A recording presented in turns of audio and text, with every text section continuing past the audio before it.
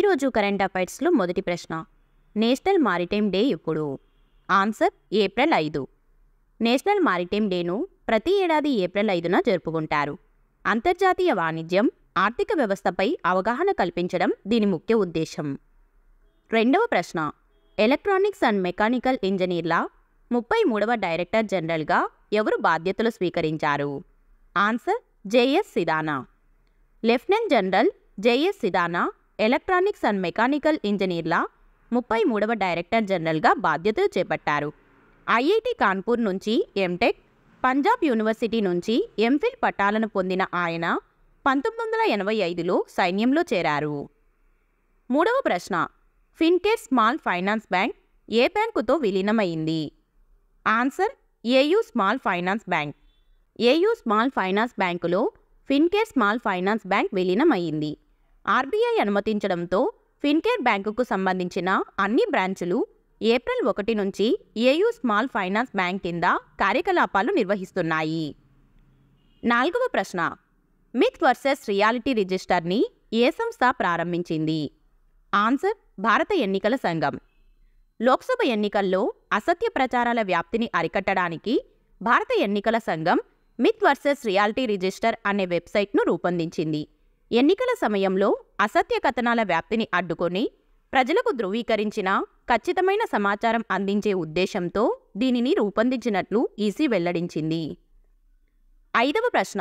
ఏ రెండు దేశాల పండితులు సంస్కృత వార్షిక అంతర్జాతీయ సదస్సును ప్రతిపాదించారు? ఆన్సర్ భారత్, నేపాల్.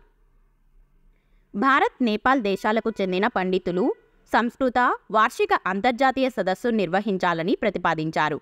సంస్కృత పరిశోధన, విద్యను ప్రోత్సహించడంతో పాటు ఇరు దేశాల మధ్య ద్వైపాక్షిక సంబంధాలను బలోపేతం చేయడం, సాంస్కృతిక వారసత్వాన్ని సంరక్షించడం ఈ సదస్సు లక్ష్యం. ఆరవ ప్రశ్న. ఫిక్కీ లేడీస్ ఆర్గనైజేషన్ ప్రెసిడెంట్గా ఎవరు బాధ్యతలు స్వీకరించారు? Answer Joyashree Das Verma. FICCI ladies organisation 41వ ప్రెసిడెంట్గా జోయశ్రీ దాస్ వర్మ బాధ్యతలు చేపట్టారు. ఆమె ప్రస్తుతం ఈశాన్య భారతదేశానికి ఇజ్రాయెల్ గౌరవ కాన్సుల్గా, కాప్రో మేనేజ్మెంట్ సొల్యూషన్స్ ప్రైవేట్ లిమిటెడ్ డైరెక్టర్గా కూడా ఉన్నారు. ఏడవ ప్రశ్న. కాంగో మొదటి మహిళా ప్రధానమంత్రిగా ఎవరు నియమితులయ్యారు? Answer Judith సుమిన్వా తులుకా. కాంగో దేశానికి తొలి మహిళా ప్రధానమంత్రిగా జుడిత్ సుమిన్వా తులుకా నియమితులయ్యారు. రువాండా సరిహద్దు ప్రాంతంలో ఉద్రిక్త వాతావరణం నెలకొన్న తరుణంలో తులుకా నియామకం జరిగింది. డెమోక్రటిక్ రిపబ్లిక్ ఆఫ్ కాంగో అధ్యక్షుడు ఫెలిక్స్ సిసెకేడి ఆమెను నియమించారు. ఎనిమిదవ ప్రశ్న. భారతదేశంలో అంధత్వ నివారణ వారం ఎప్పటి నుండి ఎప్పటి వరకు జరుపుకుంటారు? ఆన్సర్ ఏప్రిల్ 1 నుంచి 7 వరకు. భారతదేశంలో ఏప్రిల్ 1 నుంచి 7వ తేదీ వరకు అంధత్వ నివారణ వారంగా పాటిస్తారు.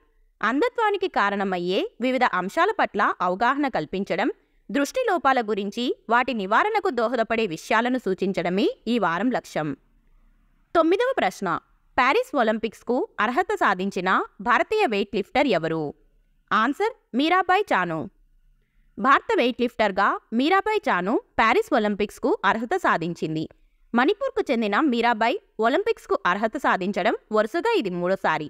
రియో ఒలింపిక్స్లో మీరాబాయ్ విఫలం కాగా టోక్యో ఒలింపిక్స్లో రజత పథకం సొంతం చేసుకుంది. 10వ ప్రశ్న. టీ20 క్రికెట్లో 7000 పరుగులు చేసిన తొలి భారత వికెట్ కీపర్ ఎవరు? Answer MS Dhoni. Chennai super Kings మాజీ కెప్టెన్ ఎంఎస్ ధోని టీ20 క్రికెట్లో 7000 పరుగులు చేసిన తొలి భారత వికెట్ కీపర్గా నిలిచాడు. ఐపీఎల్లో ఢిల్లీ క్యాపిటల్స్తో జరిగిన మ్యాచ్లో ధోని ఈ మైలురాయిని చేరుకున్నాడు. మొత్తంగా క్వింటన్ డికాక్, జోస్ బట్లర్ తొలి 2 స్థానాల్లో ఉండగా ధోని 3వ స్థానంలో ఉన్నాడు. ఇక ఆఖరు ప్రశ్న. దీనికి సమాధానం మీరే తప్పకుండా కామెంట్ చేయండి. ప్రపంచ ఆరోగ్య దినోత్సవం ఎప్పుడు? Option A April 5, option B April 6, option C April 7, option D April 9. Video నచ్చితే లైక్ చేయండి. అలాగే ఇలాంటి మరిన్ని వీడియోస్ కోసం మన ఛానల్ని తప్పకుండా సబ్స్క్రైబ్ చేసుకోండి. Thank you.